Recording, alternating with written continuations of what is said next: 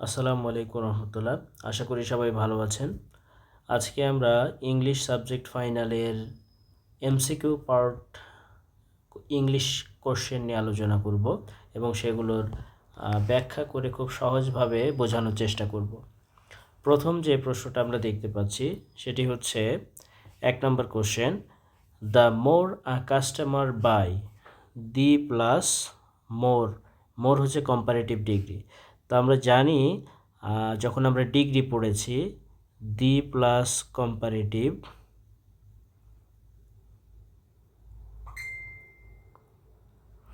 এরপর একটি কমা থাকে, তারপরের অংশেও হচ্ছে দি প্লাস কম্পারেটিভ হয়, দি প্লাস কম্পারেটিভ ডিগ্রি হয়। এই যে অংশটা দি প্লাস কম্পারেটিভ, তারপরে হচ্ছে কমা থাকবে, তারপরে দি প্লাস কম্পারেটিভ, এটাকে বলা হয় হচ্ছে ডাবল কম্পারেটিভ।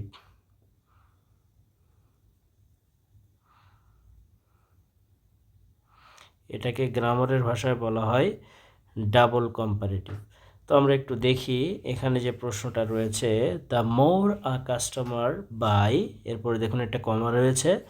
এবার ঠিক অনুরূপভাবে দি প্লাস কম্পারেটিভ হবে।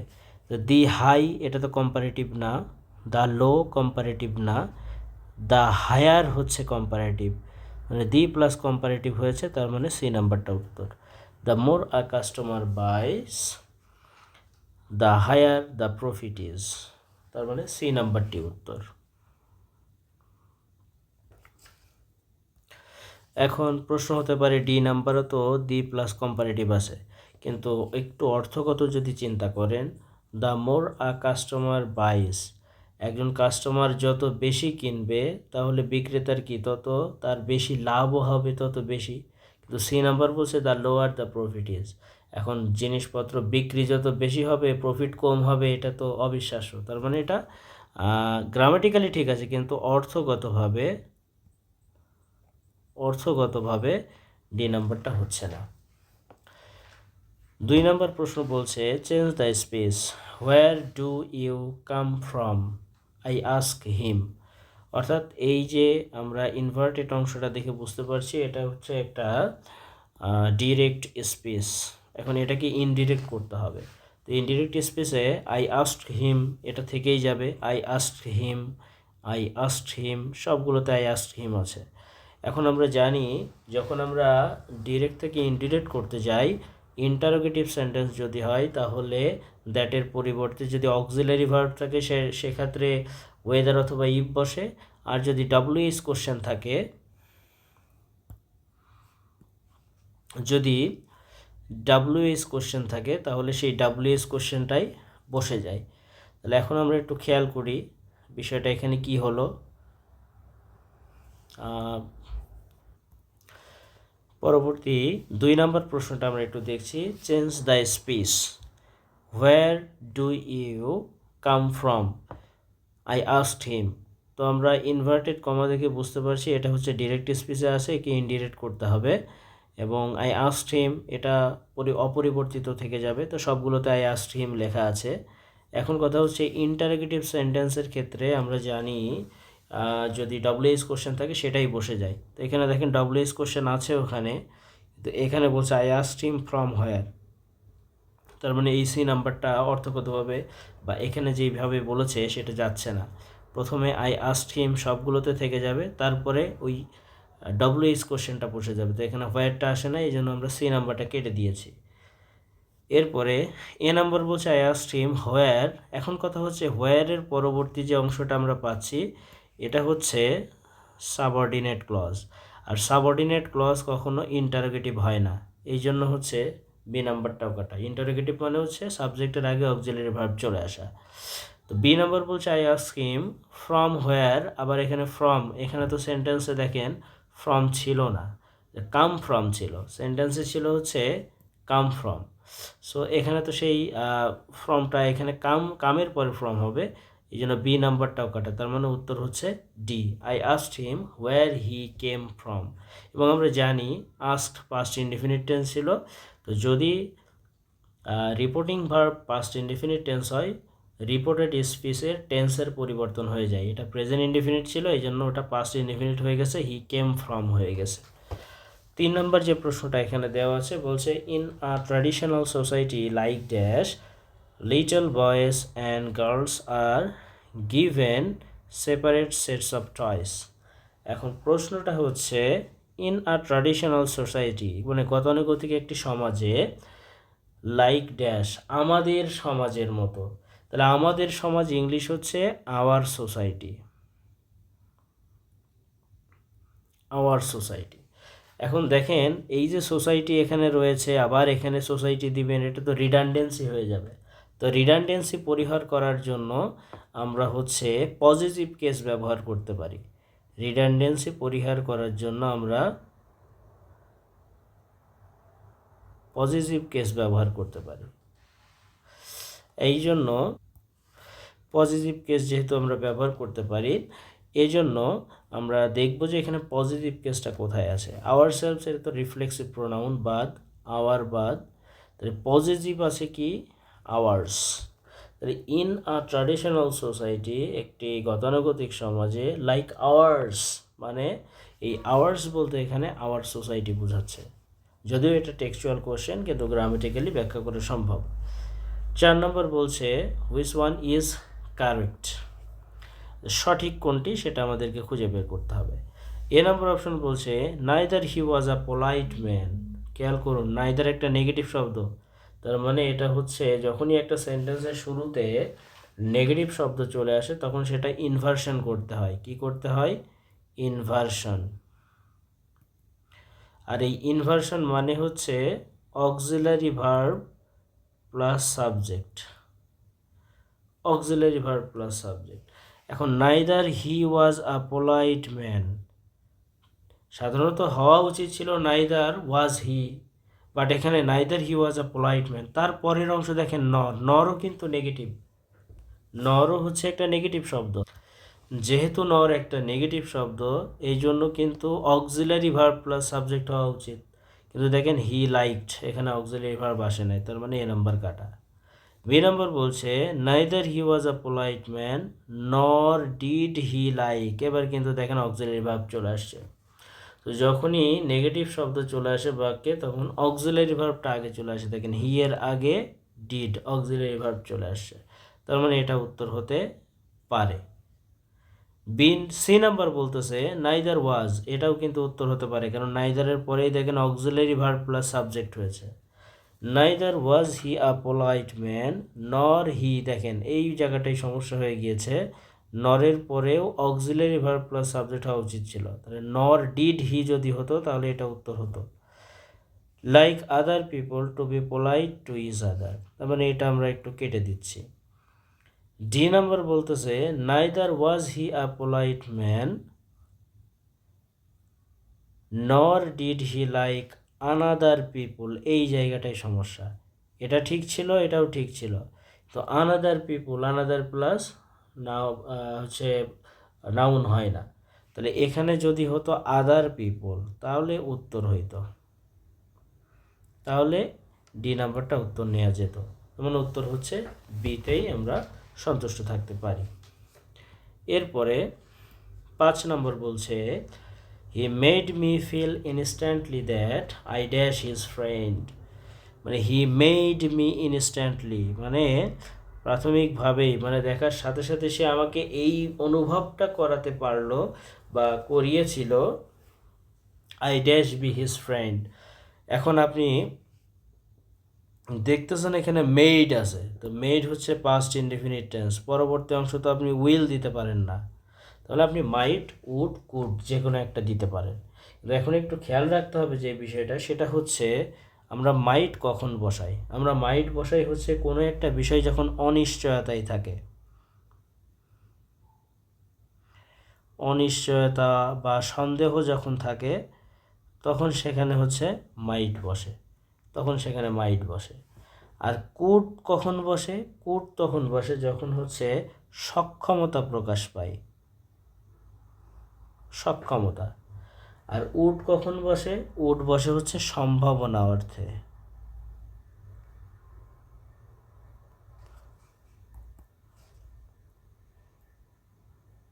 সম্ভাবনা অর্থে হচ্ছে উড বসে। তো এখানে বলছে he made me feel instantly, মানে ইনস্ট্যান্টলি মানে প্রাথমিকভাবেই তার সাথে দেখার পরে, এটা তো টেক্সট বই থেকে আসছে জানেন, শেখ কামালের অধ্যায় থেকে। তো হি মেড মি, সে আমাকে অনুভব করাতে সক্ষম হয়েছিল যে আমিও তার বন্ধু হতে পারি। সম্ভাবনা বোঝাচ্ছে, কারণ এই যে আমি যে তার বন্ধু হতে পারি, এটা কিন্তু সক্ষমতা বোঝায় নাই। তাহলে তো সে বলতো আমি তার বন্ধু হতে পারি, কিন্তু সে নিজে যে নিজে এই সক্ষমতা তার নাই, যেটা আমি কি করে বুঝছি, এই অংশটা পড়ে বুঝতে পারতেছি। কারণ সে ওই ব্যক্তিটাকে মানে আইটাকে ফিল করাচ্ছে, তার মানে এই ফিল করার সেই সক্ষমতা নাই।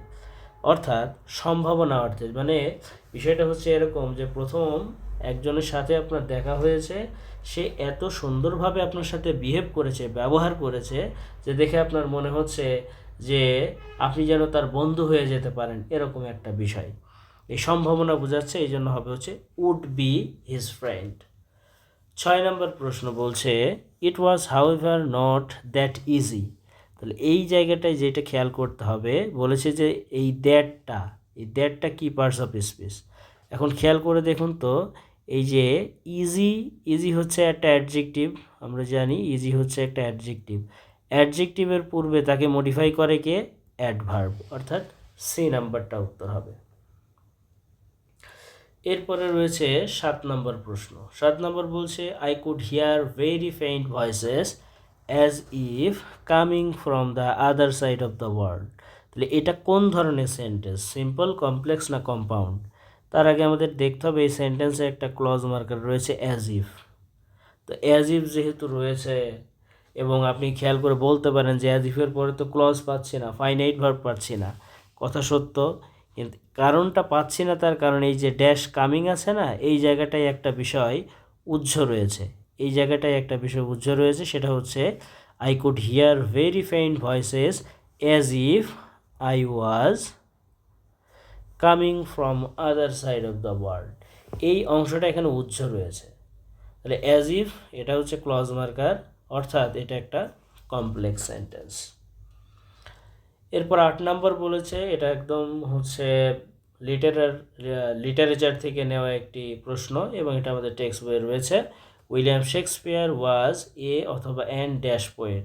তো উইলিয়াম শেক্সপিয়ার তিনি একজন হচ্ছে রোমান্টিক পোয়েট, উইলিয়াম ওয়ার্ডসওয়ার্থ একজন রোমান্টিক পোয়েট।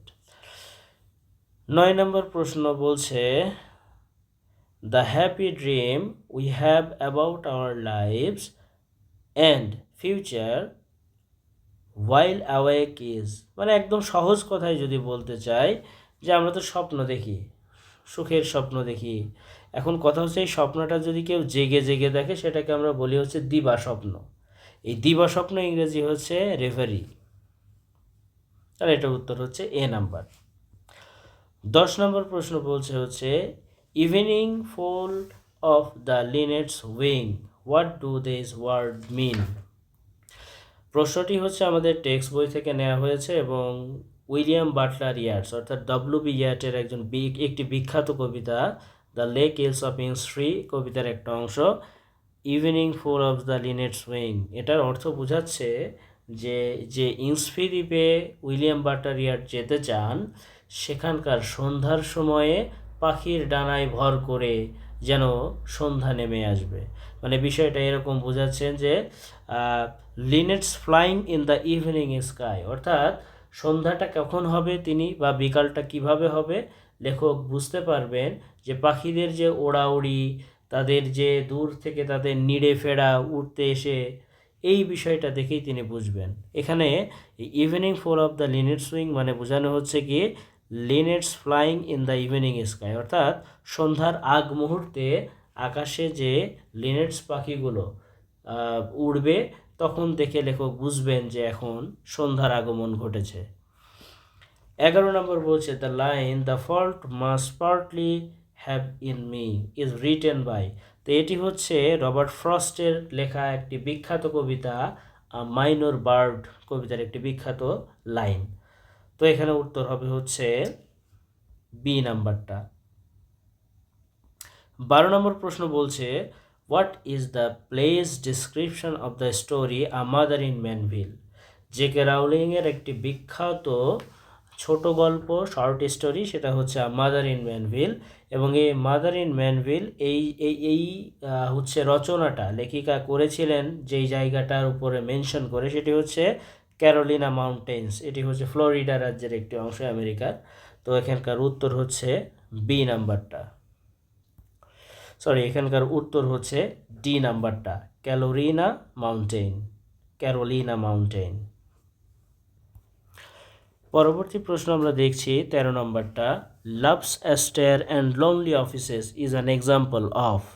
তো এটা হচ্ছে আমরা এখানে দেখতে পাচ্ছি লাভস শব্দটা শুরুতে দেখেন, লাভস শব্দটা শুরুতে বর্ণ রয়েছে এল, এবং কিছু দূরেই দেখবেন লোনলি শুরুতেও হচ্ছে বর্ণ হচ্ছে এল। তো যখনই পাশাপাশি বা কম দূরত্বের মধ্যে দুটি শব্দের প্রথম বর্ণ যখন সেম থাকে এবং বিশেষ করে কনসোন্যান্ট, তাদেরকে অ্যালিটারেশন বলা হয়। অর্থাৎ 13 নম্বরের উত্তর হচ্ছে সি। 14 নম্বর বলছে দ্য ওয়ার্ড এলোকুয়েন্স মিন্স। তো আমরা জানি এলোকুয়েন্স শব্দের অর্থ হচ্ছে বাগ্মিতা বা বাকপটু, বাগ্মিতা বা বাকপটু। যেহেতু মিন্স বলেছে তার মানে এখানে স্যানোনিম চাচ্ছে। তো স্যানোনিম চাচ্ছে, আমরা একটু দেখি। প্রথম যে শব্দটা অ্যাডমাইরেশন, এর মানে হচ্ছে প্রশংসা, তার মানে এটা হচ্ছে স্যানোনিম হচ্ছে না। রিমার্কস শব্দ হচ্ছে মন্তব্য, এটাও হচ্ছে না। ইনফ্লুয়েন্স শব্দের অর্থ হচ্ছে প্রভাব, এটাও হচ্ছে না। অরেচৌরি শব্দের অর্থ হচ্ছে বাগ্মিতা বা বাকপটু, তার মানে উত্তর হচ্ছে সি নাম্বারটা। 15 নম্বর বলছে অ্যান্টোনিম অফ। অ্যান্টোনিম চেয়েছে, অ্যান্টোনিম অফ রিমনস্ট্রেট। তো রিমনস্ট্রেট মানে হচ্ছে প্রতিবাদ করা, এটার অর্থ হচ্ছে প্রতিবাদ করা। এটার বিপরীত শব্দ চেয়েছে, আমরা বিপরীত শব্দ খুঁজব। প্রোটেক্ট মানে হচ্ছে রক্ষা করা, প্রতিবাদ করার বিপরীত শব্দ তো রক্ষা করা হয় না, বাদ। হেল্প মানে সাহায্য করা, বাদ। ফ্যাসিলিটেট শব্দের অর্থ হচ্ছে সহজতর করা, সহজ করা, এটাও বাদ। সেকেন্ড শব্দের অর্থ আপনারা মনে করতে পারেন সেকেন্ড মানে তো দ্বিতীয়, তো সেকেন্ডের আরও একটা অর্থ রয়েছে, সেটা হচ্ছে সমর্থন করা। সেকেন্ড মানে হচ্ছে সমর্থন করা। তোমরা যেহেতু প্রতিবাদ করা বিপরীত কিছু বুঝিয়েছে এবং তার অ্যান্টোনিম চেয়েছে, তার মানে উত্তর হচ্ছে সি, সেকেন্ড মানে সমর্থন করা। 16 নম্বর বলছে the verb of prison. Prison মানে কারাগার, আমরা জানি। তো এটার ভার্ব হচ্ছে ইমপ্রিজন মানে বন্দি করা। 17 নম্বর বলছে হুইচ ওয়ান ইজ কারেক্ট, মানে এখানে আমাদের চেয়েছে হচ্ছে স্পেলিং, সঠিক স্পেলিং কোনটা সেটা। তো এখানে লেখা আছে অ্যাসিস্ট্যান্স। তো অ্যাসিস্ট্যান্সের এই ইটার জায়গায় যদি এ হতো তাহলে এটা উত্তর হয়ে যেত, তার মানে এটা বাদ। B number rubbish. তা রাবিশের শব্দটার সঠিক বানান হচ্ছে RUBBISH, রাবিশ মানে নোংরা, ময়লা। তারপরে কমিশনার শব্দের সঠিক বানান হচ্ছে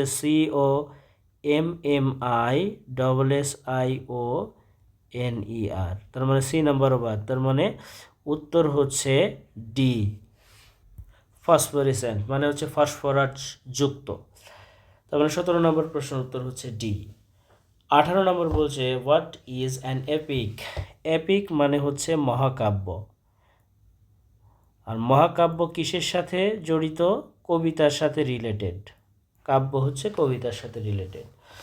মহাকাব্য অর্থাৎ যেই কাব্যের মাধ্যমে একটা বিশাল বড় ঐতিহাসিক ঘটনা বর্ণনা করা হয় সেটাকে মহাকাব্য বা এপিক বলে। তার মানে what is an epic? A kind of a long poem, যেহেতু কবিতার সাথে সংশ্লিষ্ট এই জন্য উত্তর হবে এ। 19 নম্বর বলছি you can die dash cold. তো আমরা জানি অসুস্থতায় রোগে মারা গেলে সেখানে ডাই অফ হয়, তো এখানে বলছি you can die dash cold, die of cold. Cold মানে ঠান্ডা হচ্ছে অসুস্থতা, এই জন্য হচ্ছে ডাই অফ কোল্ড। 20 নম্বর বলছে নাওএডেজ, আজকাল, consumer items are displayed in stores or in advertisements in ways that they create a feeling of dash need for them. এটা টোটালি হচ্ছে আপনার ভোকাবুলারি বেস কোশ্চেনই বলা যায়, মানে এখানে গ্রামারের কোনো জায়গা নাই। এখানে বলছে যে সাধারণত আমরা যখন দোকানে জিনিসপত্র কিনতে যাই বা দোকানের আশেপাশে যাই, খেয়াল করে দেখি আমরা যে দোকানের সামনের দিকে ডিসপ্লেতে অনেক সুন্দরভাবে প্রোডাক্টগুলো সাজানো থাকে এবং এমনভাবে সাজানো থাকে যেই প্রোডাক্টগুলো যেন আমাদেরকে আকৃষ্ট করে, মনে হয় যে এটাই আমার এখন দরকার, আকৃষ্ট করে।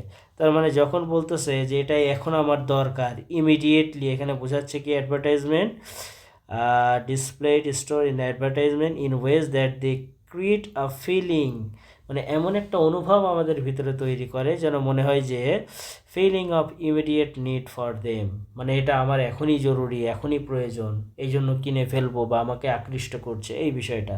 অর্থাৎ উত্তর হচ্ছে ডি নাম্বার হলে এখানে অ্যাপ্রোপ্রিয়েট হয়।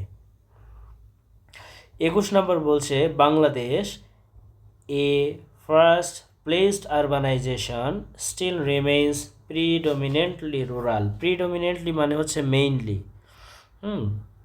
মেইনলি প্রধানত। তো এখন বাংলাদেশ ড্যাশ, এখন গ্যাপের পরে দেখেন এ ফার্স্ট প্লেসড আরবানাইজেশন, তা এইখানে যেহেতু কোনো ফাইনাইট ভার্ব নাই তার মানে এটা একটা ফ্রেজ। তো আমরা জানি কিসের পরে ফ্রেজ বসে, ইনস্পাইটের পরে তো অফ বসে নাই, এটা বাদ।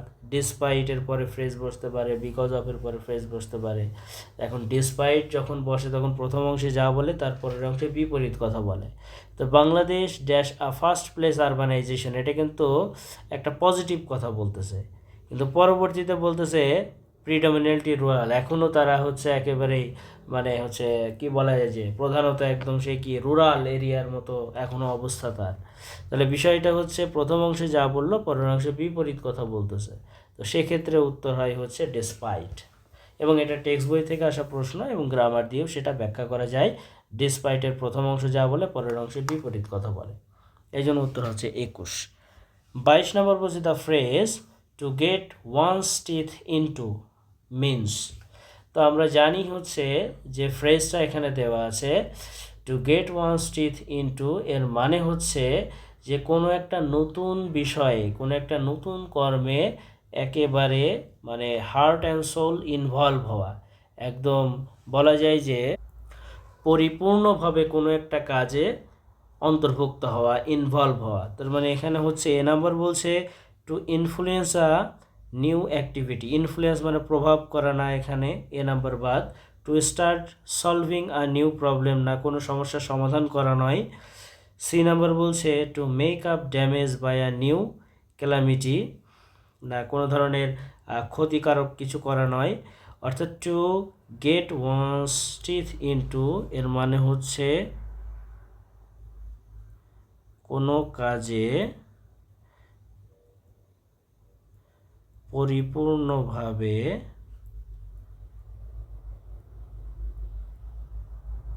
অন্তর্ভুক্ত হওয়া। দেখেন এই জিনিসটাই দেওয়া আছে ডি নাম্বারে, to become fully involve in a new activity. তার মানে 22 নম্বর প্রশ্নের উত্তর হচ্ছে ডি। এরপরে 23 বলছে চুজ দ্য কারেক্ট সেন্টেন্স, মানে সঠিক বাক্য কোনটি সেটা খুঁজে বের করতে হবে। তো পিপল, আমরা জানি পিপল হচ্ছে প্লুরাল নাউন, আর প্লুরাল নাউন মানেই হচ্ছে এটা কাউন্টেবল নাউন। প্লুরাল নাউন মানেই সেটা কাউন্টেবল নাউন। তাহলে কাউন্টেবল নাউনের পূর্বে লিটল জাতীয় গোষ্ঠী বসে না, তার মানে এ বি বাদ। উত্তর এখন সিউ হতে পারে, ডিউ হতে পারে, ফিউ অথবা ফিউয়ার। তো আমরা জানি ফিউয়ার এটা হচ্ছে কম্পারেটিভ ডিগ্রি, কম্পারেটিভ ডিগ্রি। আর কম্পারেটিভ ডিগ্রি কখন হয়, যখন তুলনা করা হয়। তো এখানে বলছে ফিউয়ার পিপুল গেট আমেরিকান ভিসাস, এই যে যখন তুলনা করা হয়তো এই সেন্টেন্সটা কিন্তু সঠিক হইতো যদি এখানে বলতো নাও এ ডেজ, তার মানে আজকাল। তো নাও এ ডেজ বললে আজকাল, অর্থাৎ এখনকার সময়ের থেকে আগের সময়ের যেটা তুলনা করা বোঝাতো, তখন ফিউয়ার পিপল এটা উত্তর হইতো। যেহেতু নাই তার মানে ডি নাম্বার বাদ, উত্তর হচ্ছে C. Few people get American visas বলছে খুবই সামান্য মানুষ আমেরিকার ভিসা পায়। 24 নম্বর বলছে the student writing thesis interviewed the officials. He thought that valuable pieces of information to present. অপশনে দেখেন হু আছে হুম আছে। তো এটা আমি সবসময় আমি স্টুডেন্টদেরকে বলি যে যে সেন্টেন্সে যখনই দেখবেন অপশনে হু হুম রয়েছে হুইবার রয়েছে তখন আপনি বেশি কিছু না করে কি করবেন ওই সেন্টেন্সের ফাইনাইট ভার্ব কে কে আছে এবং সাবজেক্ট কে কে আছে এটা গুনে ফেলার চেষ্টা করবেন। সাবজেক্ট এবং ফাইনাইট ভার্ব যদি গুনে ফেলতে পারেন তাহলে এটার উত্তর মিলে যাবে। এবং এক্ষেত্রে একটু থিওরিটা দিয়ে দিই, যদি সেন্টেন্সের সাবজেক্ট এবং ফাইনাইট ভার্ব সমান হয়, সংখ্যাটা যদি সমান হয় তাহলে সেখানে হুম হয়, আর যদি সাবজেক্ট এবং ফাইনাইট ভার্বের সংখ্যা যদি অসমান হয় তাহলে সেখানে হু বসে। এবং হুইবারের ক্ষেত্রেও একই নিয়ম, যা শুধু হুইবার বসে যায় হু এবং হুমের জায়গায়। তাহলে আমরা একটু গুনে ফেলি সেন্টেন্সে সাবজেক্ট কয়টা আছে। দ্য স্টুডেন্ট এটা হচ্ছে সাবজেক্ট, উপরে এস লিখলাম। রাইটিং থেসিস ইন্টারভিউড এটা ফাইনাইট ভার্ব, এই জন্য ফাইনাইট ভার্ব লিখলাম। দ্য অফিসিয়ালস ড্যাশ হি হচ্ছে সাবজেক্ট, এস লিখলাম। থট হচ্ছে ফাইনাইট ভার্ব লিখে দিলাম। আবার হ্যাড এটাও একটা ফাইনাইট ভার্ব লিখে দিলাম। এখন আমরা যদি একটু গোনার চেষ্টা করি যে এখানে সাবজেক্ট কয়টা পেলাম এবং ফাইনাইট ভার্ব কয়টা পেলাম, তাহলে আমরা একটু দেখি সাবজেক্ট এবং ফাইনাইট ভার্ব কয়টা করে পেয়েছি। তো এখানে দেখছি সাবজেক্ট পাইছি একটা দুইটা, আর ফাইনাইট ভার্ব পেয়েছি তিনটা। সমান না অসমান? অবশ্যই অসমান। আর যখনই সেন্টেন্সে দেখবেন যে এদের সংখ্যা সমান বা অসমান, যখন অসমান হয়ে যাবে, অসমান হইলে সেই জায়গাটায় হু বসে। তার মানে 24-এর উত্তর হচ্ছে সি। 25 নম্বর বলছে he bought a new bicycle because his old one dash down. তাহলে দেখেন এই সেন্টেন্সে আমরা বিকজ রয়েছে এবং দুইটা ফাইনাইট ভার্ব দেখতে পাচ্ছি। একটা সেন্টেন্সে শুরুতেই পেয়েছি বট, আর একটা হচ্ছে অপশনের ভিতরে আছে। এবং দেখেন প্রথম অংশটা বট পাস্ট ইনডিফিনিট টেন্স। তো আমরা জানি সিকোয়েন্স অফ টেন্সে প্রথম অংশ যদি পাস্ট ইনডিফিনিট টেন্স হয়, পরবর্তীতে আমরা অপশনের ভিতরে খুঁজবো কোথায় পাস্ট পারফেক্ট টেন্স আছে, সেটা উত্তর হয়ে যাবে। দেখেন past perfect tense had broken, তার মানে উত্তর হচ্ছে বি। 26 নম্বর বলছে দ্য চেয়ারম্যান রিকোয়েস্ট। এই যে রিকোয়েস্ট হচ্ছে একটা সাবজাংটিভ ভার্ব। তো সাবজাংটিভ ভার্ব হলে পরবর্তী অংশে কোনো টেন্স অনুসরণ করে না, ভার্বের বেস ফর্ম হয়, ভার্বের বেস ফর্ম হবে। সেটাই আমরা একটু খুঁজে বের করার চেষ্টা করব। এখানে এ নম্বর বলছে দ্য মেম্বার্স স্টাডি হচ্ছে বেস ফর্ম, তার মানে এটা উত্তর হতে পারে। দেখেন ওয়াজ টেন্স ফলো করে ফেলতেছে, তার মানে বি নাম্বার বাদ।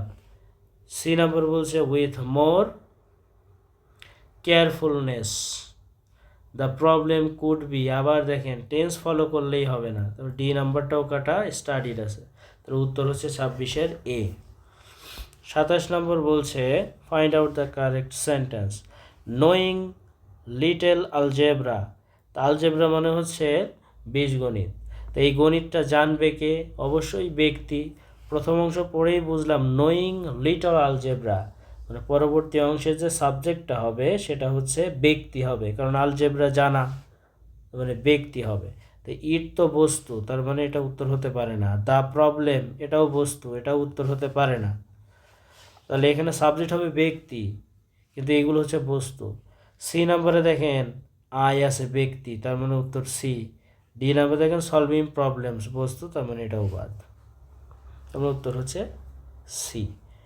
28 নম্বর বলছে this illegal goods were not sold openly but were available dash the corner. তো আমরা জানি সাধারণত ছোট স্থানের পূর্বে কি হয়? অ্যাট হয়। তো কাউন্টার যেহেতু লেখা আছে এখানে, this illegal goods were not sold openly but were available dash the counter. তো কাউন্টার একটা ছোট জায়গা, তার মানে অ্যাট দ্য কাউন্টার। পরবর্তী প্রশ্ন হচ্ছে 29 number this bag is heavier heavier এটা হচ্ছে একটা কম্পারেটিভ ডিগ্রি। তো আমরা জানি কম্পারেটিভ ডিগ্রির সাথে সম্পর্ক হচ্ছে দেন। যদি দেখেন এ নাম্বারে দেন লেখা আছে, তার মানে এ নাম্বার কাটা। এখন কথা হচ্ছে দেখেন বি নাম্বারে হচ্ছে এখানে এটা হেভিয়ার ছিল, এখানে লাইক লেখা আছে, অ্যাজ লাইক, এটাও বাদ। তো উত্তর সি এবং ডি হতে পারে। তাহলে এখন আমরা দেখব কোনটা উত্তর হবে। সি নাম্বার বলছে the bag is more heavier. তো এখানে যদি আপনি মোর বসান, এটা মোরও একটা কম্পারেটিভ ডিগ্রি, আবার হেভিয়ারও একটা কম্পারেটিভ ডিগ্রি। একটা সেন্টেন্সে কখনো ডাবল কম্পারেটিভ হয় না। তার মানে সি নাম্বারে কটা, অর্থাৎ উত্তর হচ্ছে B. This bag is slightly heavier than the other. 30 নম্বর বলছে অল মাস্ট ডাই। প্রত্যেককেই অবশ্যই মরতে হবে। এটা নেগেটিভ কি? এই ধরনের প্রশ্নের মূল বক্তব্য হচ্ছে অর্থের পরিবর্তন না করে ইনস্ট্রাকশনটা ফলো করলেই উত্তর হয়ে যাবে। বলছে অল মাস্ট ডাই, প্রত্যেককেই অবশ্যই মরতে হবে। এর নেগেটিভ কী হবে? তাহলে কেউ মৃত্যু থেকে বাঁচতে পারবে না। কেউ মৃত্যু থেকে বাঁচতে পারবে না এর মানেই হচ্ছে প্রত্যেককে মরতে হবে। কেউ মৃত্যু থেকে বাঁচতে পারে না, এই জিনিসটা কোথায় লেখা আছে সেটা উত্তর হবে। এ নম্বর বলছে নান ক্যান লিভ, কেউ বাঁচতে পারে না, মৃত্যু থেকে হবে, তার মানে এ নাম্বার বাদ। বি নম্বর বলছে নান শুড আসার কোনো সুযোগ এখানে নাই, শুড মানে হচ্ছে উচিত, তার মানে বি নাম্বারও কাটা। সি নম্বর বলছে নান ক্যান স্ক্যাপ মানে হচ্ছে রক্ষা পাওয়া, ডেথ, মৃত্যু হতে কেউ রক্ষা পাবে না, তার মানে সি নাম্বারটা উত্তর। তার মানে ডি নাম্বারটাও কাটা, উত্তর হচ্ছে সি। 31 নম্বর বলছে the shipmates of the ancient mariner cruised him and dash the albatross around the neck. তাহলে এখানে আমরা দেখব হচ্ছে অ্যান্ড আছে, তো অ্যান্ডের আগে কি লেখা আছে? অ্যানশিয়েন্ট ম্যারিনার কার্সড, V2 আছে, V2। তাহলে অ্যান্ডের আগেও যদি V2 হয় তাহলে পরেও V2 হবে। তাহলে এখানে দেখেন V2 নাই কোনগুলো সেটা আমরা কেটে দিতে পারি। তাহলে V2 নাই কোনগুলো দেখেন, আমরা হচ্ছে সি নাম্বারে হ্যাং, ভার্বের বেস ফর্ম আছে, তার মানে সি নাম্বারটা আমরা কেটে দিতে পারি। হ্যাঙ্গিং আছে, কেটে দিতে পারি। এখন এ আর বি এর ভিতরে উত্তর হবে, কারণ দুইটাই V2 হতে পারে। এখন কোনটা উত্তর হবে? এই যে হ্যাংড, ইডি লিখে যে হ্যাংড, এর মানে হচ্ছে ফাঁসিতে ঝোলানো, ফাঁসিতে ঝোলানো। এখন প্রশ্ন হচ্ছে অ্যালবার্টাস পাখি, the shipmates of the ancient mariner cursed him and dash the albatross. তো একটা পাখিকে তো আর কেউ ফাঁসিতে ঝুলায় না, তার মানে পাখিকে ঝুলিয়েছিল। তো সাধারণ ঝুলানো অর্থ হচ্ছে হাং হয়, হ্যাং হাং হাং। আর ফাঁসিতে ঝুলানো অর্থ হচ্ছে হ্যাং হাংড হাংড, হ্যাঁ, হ্যাংড। তাহলে উত্তর হবে হচ্ছে বি নাম্বারটা। 32 নম্বর বলছে the indirect speech of let me come in said he.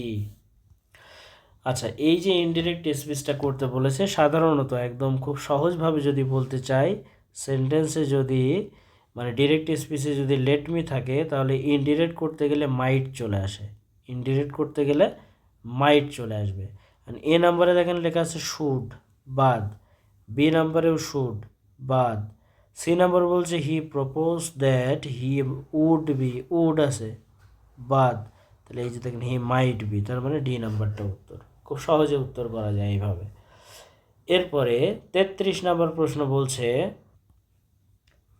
Dash will mister Fobbs be able to regain control of the company. খেয়াল করে দেখেন will auxiliary verb, mister Fob হচ্ছে সাবজেক্ট। অর্থাৎ এই জায়গাটা আমরা এইভাবে লিখে ফেলতে পারি যে অক্সিলারি ভার্ব প্লাস সাবজেক্ট হয়েছে। আর অক্সিলারি ভার্ব প্লাস সাবজেক্ট মানেই হচ্ছে ইনভার্সন। তাহলে ইনভার্সন করতে গেলে আমরা জানি সাধারণত সেন্টেন্সের শুরুতে যদি অনলি প্লাস প্রিপোজিশন হয় তাহলে তার পরবর্তী অংশে ইনভার্সন হতে পারে। তো আমরা দেখছি এখানে দেখেন only plus preposition, only plus with, তার মানে উত্তর হচ্ছে ডি। 34 নম্বর বলছে the collected money is dash to arrange a matinee performance in the evening. এখানে আমরা যে জিনিসটা দেখব যে এনাপের ব্যবহার আমরা শিখেছিলাম। এনাপের দুইটা ব্যবহার ছিল, একটা হচ্ছে যে অ্যাডজেক্টিভের পরে এনাফ বসে, আরেকটা ছিল হচ্ছে এনাফের পরে নাউন বসে। তাহলে একটু দেখি, এনাফ বলছে সাফিসিয়েন্ট এনাফ। তা আমরা জানি সাফিসিয়েন্ট কি, সাফিসিয়েন্ট হচ্ছে অ্যাডজেক্টিভ, তাহলে অ্যাডজেক্টিভের পরে এনাফ বসতে পারে, তার মানে সাফিসিয়েন্ট এনাফ, তার মানে উত্তর হচ্ছে এ। আর বি নাম্বার হচ্ছে না, ইনাফ আগে চলে গিয়ে এসেছে, ডি নাম্বারে সাফিসিয়েন্টলি অ্যাডভার্ব করে ফেলেছে, ই নাম্বারে ইনাফ সাফিসিয়েন্টলি অ্যাডভার্ব করে ফেলেছে। 35 নাম্বারটা, the sky was gloomy dash we set out for Mymensingh. তাহলে এই সেন্টেন্সের প্রথম অংশ বলছে দ্য স্কাই ওয়াজ গ্লুমি, আকাশটা কি ছিল, মেঘাচ্ছন্ন ছিল। তো সাধারণত আকাশটা মেঘাচ্ছন্ন থাকলে মানুষ বাসা থেকে স্বাভাবিকভাবে বের হয় না, কিন্তু ইনি বলছে we set out for Mymensingh, আমরা ময়মনসিংহের দিকে যাত্রা করেছিলাম। তাহলে বিষয়টা হচ্ছে আকাশটা মেঘলা, তারপরেও তারা কি বিপরীত কাজটা করলো, ময়মনসিংহের দিকে তারা যাত্রা করলো। তাহলে বিপরীত কোনো কিছু বোঝাই হচ্ছে বাট দিয়ে, তার মানে হবে the sky was gloomy but we set out for Mymensingh, আকাশটা মেঘাচ্ছন্ন ছিল কিন্তু আমরা ময়মনসিংহের দিকে যাত্রা শুরু করেছিলাম। 36 নম্বর বলছে I remember my sister taking me two the museum. তো আমরা দেখছি সেন্টেন্সটার প্যাসিভ করতে বলছে, 36 নম্বরে I remember my sister taking me two the museum. তো সাধারণত যখন রিমেম্বার, লাইক, ডিসলাইক এরকম যদি কিছু থাকে সেন্টেন্সে প্যাসিভ করার সময়, তাহলে ওই অংশটা যেরকম আছে সেরকমই রেখে দিতে হয়। তাহলে আই রিমেম্বার এটা এরকমই থাকবে। এখন কথা হচ্ছে টেকিং, টেকিং কি ভার্বের আইএনজি হয়েছে। তো সাধারণত ভার্বের আইএনজি যুক্ত অংশটাকে প্যাসিভ করতে গেলে বাক্যের ওই ওর শুরুতেই হচ্ছে বিং, তারপরে ভি3 আসে। তাহলে টেকিংকে প্যাসিভ করতে গেলে বিং টেকেন হবে। এখন আসেন এ নাম্বার বলতেছে I remember I was taken. দেখেন টেকিং ছিল, তো তাহলে আই ওয়াজ টেকেন হবে না, বিং টেকেন হবে, তার মানে এই জায়গাটা ভুল আছে, এ নাম্বার কাটা। বি নাম্বার বলছে আই রিমেম্বার বিং টেকেন, এবার ঠিক আছে, বিং টেকেন, বাকি অংশ to the museum, my sister, by my sister, তার মানে বি নাম্বারটা উত্তর। সি নাম্বারের সমস্যা দেখেন, টেকেনকে প্যাসিভ করেছে কিন্তু বিং নাই, যেহেতু এখানে ভার্বের আইএনজি ছিল তার মানে বিং হতে হবে। ডি নাম্বারে দেখেন অলরেডি মাই সেলফ নিয়ে চলে আসছে, তার মানে এগুলো সব ডি নাম্বারও কাটা, সি নাম্বারও কাটা। 37 নাম্বার বলছে the chairman proceeds as though. তো আমরা অ্যাজ দো এর ব্যবহার জানি। তাহলে রুলসটা এরকম ছিল যে সাধারণত একটু দেখিয়ে দিই, অ্যাজ ইফ অথবা অ্যাজ দো যদি থাকে একটা সেন্টেন্সে,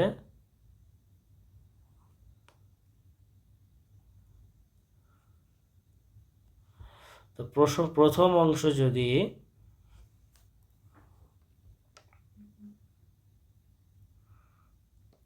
প্রেজেন্ট ইনডিফিনিট টেন্স থাকে, পরবর্তী অংশ হচ্ছে পাস্ট ইনডিফিনিট টেন্স হয়। আর প্রথম অংশ যদি পাস্ট ইনডিফিনিট টেন্স থাকে, পরবর্তী অংশ হচ্ছে পাস্ট পারফেক্ট টেন্স হয়। এখন খেয়াল করে দেখুন তো, এখানে অ্যাজ দো আছে, অ্যাজ দো রয়েছে, এবং অ্যাজ দো এর পূর্বে কি টেন্স রয়েছে, প্রসিডস, পাস্ট ইনডিফিনিট টেন্স। পরবর্তী অংশ অবশ্যই পাস্ট পারফেক্ট টেন্স হবে। সেন্টেন্সে কোথায় পাস্ট পারফেক্ট টেন্স আছে, হ্যাড নট স্পোকেন, তার মানে উত্তর হচ্ছে ডি। 38 নম্বর বলছে the member is busy, the number is busy, he dash someone. তো আমরা জানি কোনো সেন্টেন্সে যদি যৌক্তিক সিদ্ধান্ত চলমান থাকে, যৌক্তিক সিদ্ধান্ত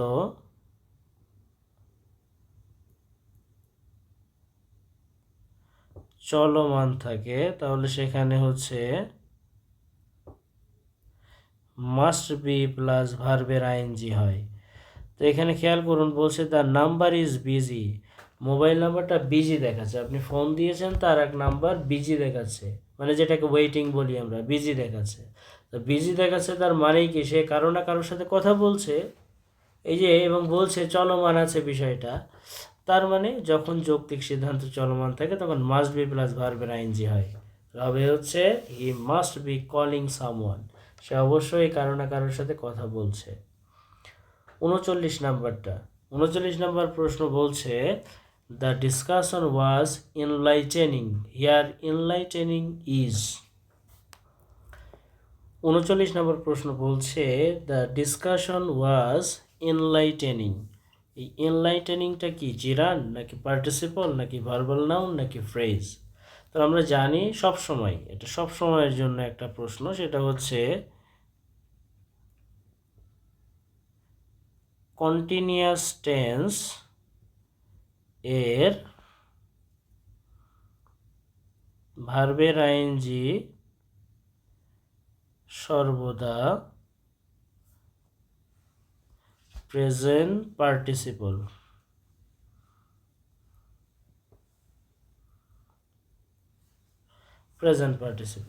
যেহেতু ওয়াজ ইনলাইটেনিং পাস্ট কন্টিনিউয়াস টেন্স, তার মানে এটা হচ্ছে আমরা দিব পার্টিসিপল। 40 নম্বর বলছে poor visibility due to fog and rain dash accident. তো সেন্টেন্সটা কিন্তু অর্থগতভাবে হচ্ছে একটা চিরন্তন সত্য, মানে যিনি গাড়ি চালাচ্ছেন ড্রাইভার, সে যদি খারাপভাবে দেখতে পান, অর্থাৎ খুব ঝাপসা ঝাপসা দেখেন, পোর ভিজিবিলিটি, আবছা আবছা যদি তিনি দেখেন, তাহলে এটা কিন্তু অ্যাক্সিডেন্টের কারণ। এটা হচ্ছে প্রেজেন্ট ইনডিফিনিট টেন্স, চিরন্তন সত্য বলা যায় একটা। তার মানে এখানে পোর ভিজিবিলিটি যেহেতু সাবজেক্ট, এটা সিঙ্গুলার, এই জন্য হবে third person singular S by S, causes accident. 41 নম্বর বলছে 50% of the land dash cultivated. তো এখানে যে গ্রামারটা লুকিয়ে আছে সেটা হচ্ছে পার্সেন্টের পরবর্তী অংশ হচ্ছে সাবজেক্ট হয়, পার্সেন্ট অফের পরবর্তী অংশ সাবজেক্ট। তাহলে এই সেন্টেন্সের সাবজেক্ট হচ্ছে দ্য ল্যান্ড হচ্ছে সিঙ্গুলার, আর সিঙ্গুলার এবং ল্যান্ড হচ্ছে বস্তু। তো সেন্টেন্সের সাবজেক্ট যখন বস্তু হয় তখন প্যাসিভ করতে হয়, প্যাসিভ করতে গেলে ইজ কাল্টিভেটেড।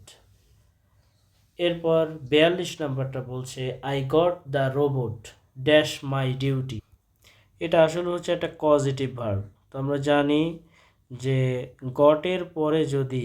গটের পরবর্তী অংশ যদি ব্যক্তি হয়, তাহলে সেখানে মানে বিষয়টা এরকম, সহজভাবে যদি লিখি, গেটের পরবর্তী অংশ যদি ব্যক্তি হয় তাহলে সেখানে টু প্লাস ভার্বের বেস ফর্ম, আর যদি বস্তু হয় তাহলে সেটা হচ্ছে V3 হয়। এখন পারতপক্ষে আপনি দেখতেছেন গটের পরে দ্য রোবট রয়েছে, দ্য রোবট, তো রোবট তো আর ব্যক্তি না, এই জন্য আপনি ভুল করে এখানে V3 দিয়ে দিতে পারেন। কিন্তু আপনাকে খেয়াল রাখতে হবে রোবট তো কাজটা ব্যক্তির মতোই সম্পাদন করে, মানে বিষয়টা হচ্ছে রোবট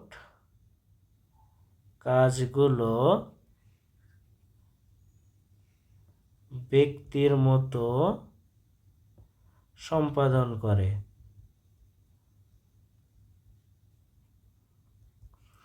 তাই এই যে গটের পরে যে রোবট আছে, রোবট হচ্ছে ব্যক্তির মতো কাজ করেছে, এই জন্য টু প্লাস V1 অর্থাৎ টু ডু মাই ডিউটি হবে। এরপরে 43 নম্বর বলছে যে she will wear a costume to the party and. তো এটা হচ্ছে এগ্রিমেন্ট থেকে এসেছে, এবং এই সেন্টেন্সটা আমরা পড়েই দেখছি, এই অংশটা হচ্ছে একটা অ্যাফার্মেটিভ অংশ। তো অ্যাফার্মেটিভ সেন্টেন্স যদি হয় তাহলে তার এগ্রিমেন্টও হয় অ্যাফার্মেটিভ। তো অ্যাফার্মেটিভ এগ্রিমেন্টের ক্ষেত্রে আমরা দুইটা শব্দ ইউজ করি, একটা হচ্ছে টু অথবা সো। তো সো বসলে বাক্যের শুরুতে বসে, শুরুর অংশে বসে, আর টু বসলে শেষে বসে। তো এখানে যেহেতু টু নাই, তার মানে আমরা ধরেই নিচ্ছি ওটা বাদ। এখন আইদার এবং নাইদার এটা হচ্ছে নেগেটিভ সেন্টেন্সে বসে, যেহেতু এটা পজিটিভ অ্যাফার্মেটিভ সেন্টেন্স ছিল, তার মানে এ আর বি এই দুইটাই হচ্ছে কাটা। এবং দেখেন এখানেও নাইদার, এটাও কাটা, তাহলে উত্তর হচ্ছে ডি, সো উইল উই। পরবর্তী প্রশ্ন হচ্ছে 44 বলছে I had 2 eggs for breakfast and. তো আমরা এই প্রশ্নটা এইভাবে ব্যাখ্যা করব, এখানে অ্যান্ড রয়েছে, এবং আমরা জানি অ্যান্ডের আগেও যা হবে পরেও তাই হয়। তাহলে বলছে I had 2 eggs for breakfast. তো এই যে অংশটা এটা হচ্ছে পজিটিভ সেন্টেন্স, পজিটিভ এই যে অংশটা, তার মানে পরবর্তী যে অংশ হবে সেটাও হবে পজিটিভ। নাইদার একটা নেগেটিভ শব্দ, এই জন্য আমরা নিচ্ছি না, নট ওয়ান বাদ। তাহলে এখন কথা হচ্ছে পজিটিভ হতে হলে আপনি বোথ দিতে পারবেন অথবা আইদার দিতে পারবেন। তো এখানে বলছে dash of them wire fresh. তো যখনই আপনি ওয়্যার দেখেছেন, তো ওয়্যার হচ্ছে ভার্ব হচ্ছে প্লুরাল। তাহলে ভার্ব যদি প্লুরাল হয়, আপনি তো আইদার যদি দেন এখানে, তাহলে তো ওয়্যার হবে না, এখানে ওয়াজ হতে হবে। তার মানে আইদারটা বাদ, উত্তর হবে হচ্ছে সি নাম্বারটা, both of them wire fresh. 45 number প্রশ্ন বলছে if you had told us earlier dash he was we could have introduced him at the meeting. 45 number প্রশ্নটার একটু ঝামেলাপূর্ণ একটি প্রশ্ন, তারপরে সহজভাবে ব্যাখ্যা দেওয়ার চেষ্টা করছি। সাধারণত আপনি যদি এখানে সাবজেক্ট এবং ফাইনাইট ভার্ব গোনেন, দেখবেন যে সমান সমান আছে, তিনটা তিনটা করে আছে। আর এখানে খেয়াল রাখতে হবে এই যে জায়গাটা এখানে গ্যাপ করা হয়েছে, এই সেন্টেন্সটা আসলে এরকম ছিল, হি ওয়াজ হু। এই হু এর ব্যবহার যদি আমরা দেখি, হু একটা সেন্টেন্সে হু সাবজেক্ট হিসেবে বসতে পারে, আবার সাবজেক্ট কমপ্লিমেন্ট হিসেবে বসতে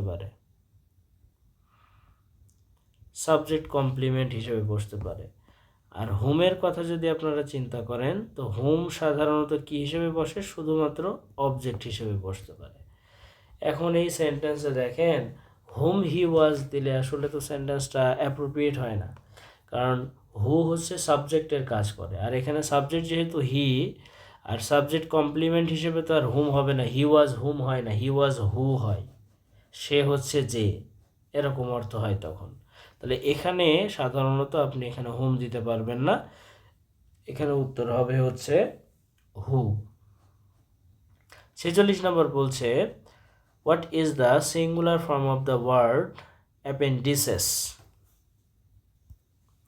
তো হচ্ছে অ্যাপেন্ডিক্সের সিঙ্গুলার ফর্ম হচ্ছে অ্যাপেন্ডিসেস। হোয়াট বলছে, প্রশ্নটা ছিল what is the singular form of the word অ্যাপেন্ডিসেস।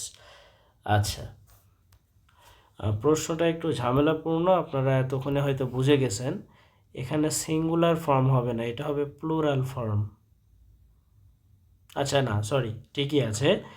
অ্যাপেন্ডিসেস শব্দটা এটা তো হচ্ছে প্লুরাল, এটার সিঙ্গুলার কি হবে? তো এটা সিঙ্গুলার হচ্ছে অ্যাপেন্ডিক্স। 47 নম্বর প্রশ্ন বলছে the police officer stopped us and asked us where dash. এখন হোয়ার যুক্ত যে অংশটা শুরু হয়েছে এটা হচ্ছে সাবঅর্ডিনেট ক্লজ। কি করে বুঝলাম? কারণ ক্লজ মার্কার দিয়ে শুরু হয়েছে। তো আমরা জানি সাবঅর্ডিনেট ক্লজ কখনো ইন্টারোগেটিভ হয় না। আর ইন্টারোগেটিভ আপনি কি করে চিনবেন? সাবজেক্টের পূর্বেই অক্সিলারি ভার্ব চলে আসবে। দেখেন উইয়ের আগে ওয়ার চলে আসে, তার মানে এটা কাটা। উইয়ের আগে আর চলে আসে, তার মানে এটা কাটা। এবার আপনি কোনটা উত্তর দিবেন, উই আর গোয়িং নাকি উই ওয়ার গোয়িং? এটার জন্য একটু কষ্ট করে প্রথম অংশটা পড়তে হবে। The police officer stopped, past indefinite tense আছে। দ্য পাস্ট ইনডেফিনিট টেন্স হলে তো আর আপনি প্রেজেন্ট কন্টিনিউয়াস টেন্স দিতে পারবেন না, হবে হচ্ছে উই ওয়ার গোয়িং। এরপর 48 নম্বর প্রশ্নে বলছে what that was the reason why he came late. Here why he came late is. তাহলে এই জায়গাটা হচ্ছে ধরুন আন্ডারলাইন করা আছে, বলছে এটা কোন ক্লজ হবে। তাহলে আমরা জানি এই যে আন্ডারলাইনকৃত অংশের আগে কি আছে, দ্য রিজন। দ্য রিজন কি পার্টস অফ স্পিচ, এটা হচ্ছে নাউন। তো আমরা জানি নাউন এবং প্রোনাউনের পরে যে অংশটা আসে সেটা হচ্ছে অ্যাডজেক্টিভ হয়, অর্থাৎ এটা হবে হচ্ছে অ্যাডজেক্টিভ ক্লজ।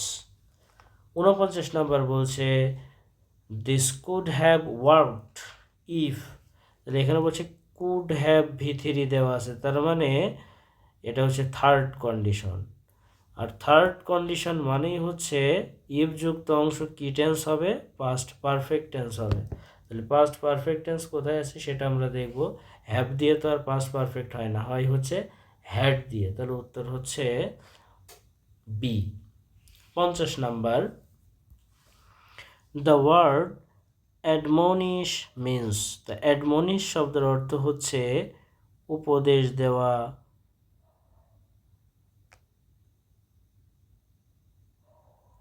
অথবা সতর্ক করা। তো ওয়ার্ন মানে হচ্ছে সতর্ক করা, যেহেতু এটা মিন্স অর্থাৎ স্যানোনিম চেয়েছে, তার মানে উত্তর হচ্ছে এ। বি নাম্বার, এনকারেজ মানে হচ্ছে উৎসাহিত করা।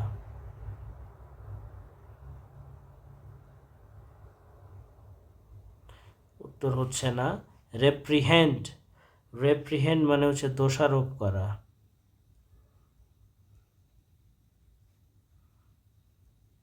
এটাও হচ্ছে না। কনসিকুয়েন্স মানে হচ্ছে পরিণতি।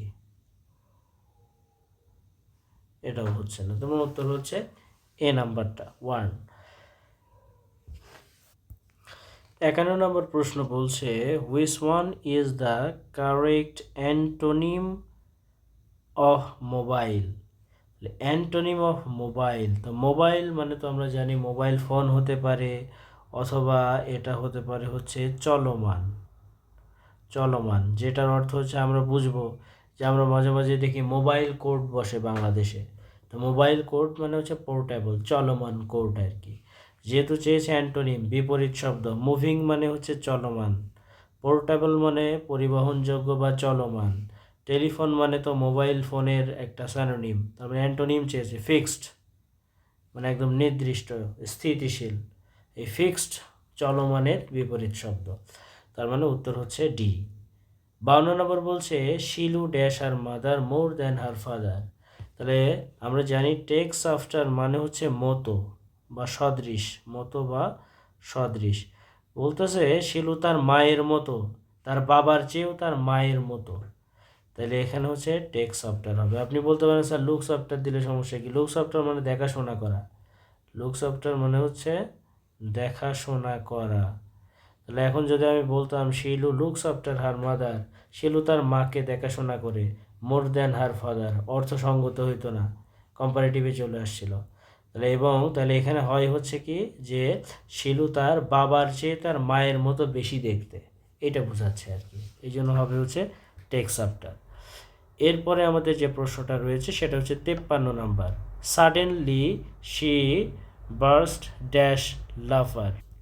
তো এটা একটা হচ্ছে অ্যাপ্রোপ্রিয়েট প্রিপোজিশন। বার্স্ট ইনটু মানে হচ্ছে, বার্স্ট ইনটু লাফার মানে হচ্ছে হাসতে, হচ্ছে হাসতে হাসতে একদম কুটি কুটি হয়ে যাওয়া, গড়িয়ে পড়া, এরকম একটা অবস্থা। 54 নম্বর বলছে, to play on a fiddle means.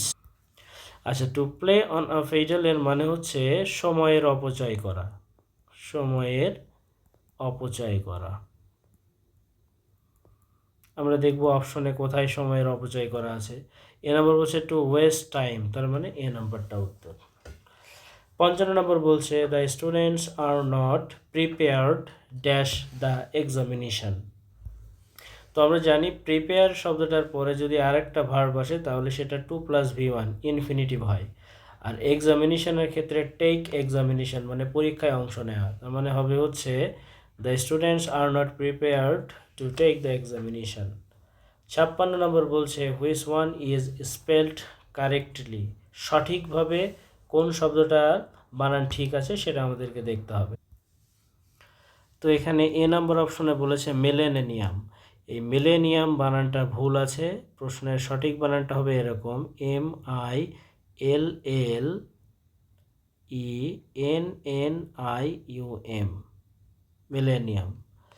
আচ্ছা, এরপরে হচ্ছে কি মিসেলেনিয়াস। মিসেলেনিয়াস বানানটাও ভুল আছে, এটা হবে হচ্ছে MISCELLA হবে, NEOUS।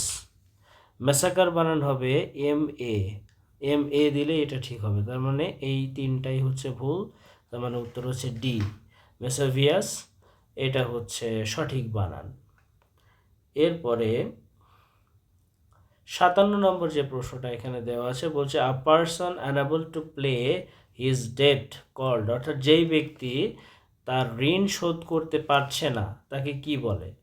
তাকে বলা হয়, যে ব্যক্তি ধরুন হচ্ছে ঋণ নিয়েছে, ঋণ নেওয়ার পরে সেই ঋণটা শোধ করতে পারছে না, সেটাকে আমরা বাংলায় বলি হচ্ছে দেউলিয়া। তো দেউলিয়া ইংলিশ হচ্ছে ব্যাংক্রাফট। 58 নম্বর প্রশ্ন বলছে, green is the in colour of rainy season here in.